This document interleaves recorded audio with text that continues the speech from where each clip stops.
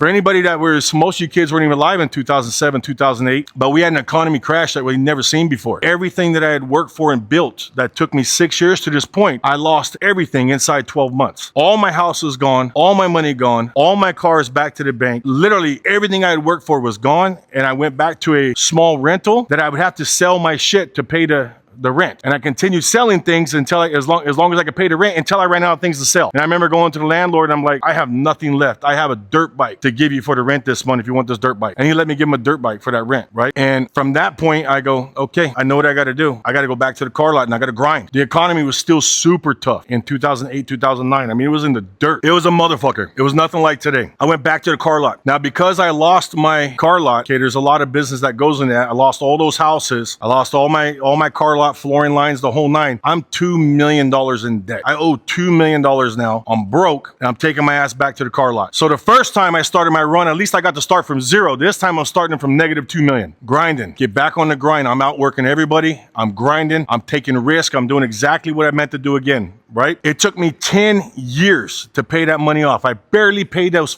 all my creditors in 2018. It barely got paid off. I'm grinding all the way. In 2014, I got my credit good enough again to buy another home. I start buying a home, right? 2014, I'm buying a home. I find an investor and I'm giving him about $5,000 a month or so to invest money for me because I didn't know stocks. I don't know stock market. This guy did. I'm like, I'll let him manage my money. I'll give him $5,000 a month while I continue doing this and try to pay off this debt. And the only thing I know how to do is sell cars. So I am just grinding. I'm working open to close, what we call bell to bell, 6 days a week, 7 days a week. There was one time I worked 63 days straight, 12-hour days, because I needed the money to get something done. So I'm grinding.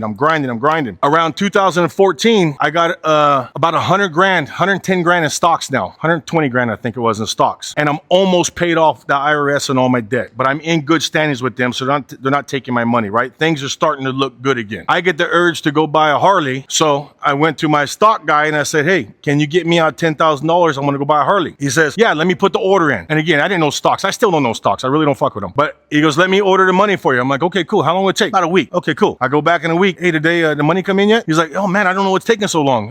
Let me just cancel that and I'll reorder it. I'm like, all right, I'm a little bit annoyed, but I'm like, okay, fine, let's do that, right? I go back about a week later and I'm like, hey, the money come in yet? And he starts crying and he says, Curtis, I lost everything. There's no money. He goes, I tried to commit suicide last night, but I didn't have the courage to do it. I'm broke. I'm going through a divorce. He starts laying me out on all this stuff, right? And I'm going, my heart just sunk. And I'm going, okay, second fucking time now, back to square one, starting over again. I'm like, motherfucker, right? Took a few days to get over the depression a little bit. And I said, okay, I know what I got to do. I got to grind. There's nothing left. Bitching, moaning, crying about this shit ain't going to work. This is 2016 when I get this news, right? I got to grind. I got to figure it out. I lost everything again. This is the second time now. Back to zero again. At least I'm not negative. I'm just back to zero. A couple months later, I meet the guy I work for now, the owner I work for now, right? We get to talking. He needs somebody like me, a driver, somebody who's willing to grind. Now I got 20 years experience in the car business at this point, roughly, and I need somebody like him. I got an owner that wants to expand, wants to grow, but needs somebody like me. Ends up being a match made in heaven. I start working for him around 38, 39. Around 40, we cut a deal where I start being partner in the business. And it wasn't until 40 that my wealth started growing again. Now I'm almost 47 and I'm in the best place I've been. I have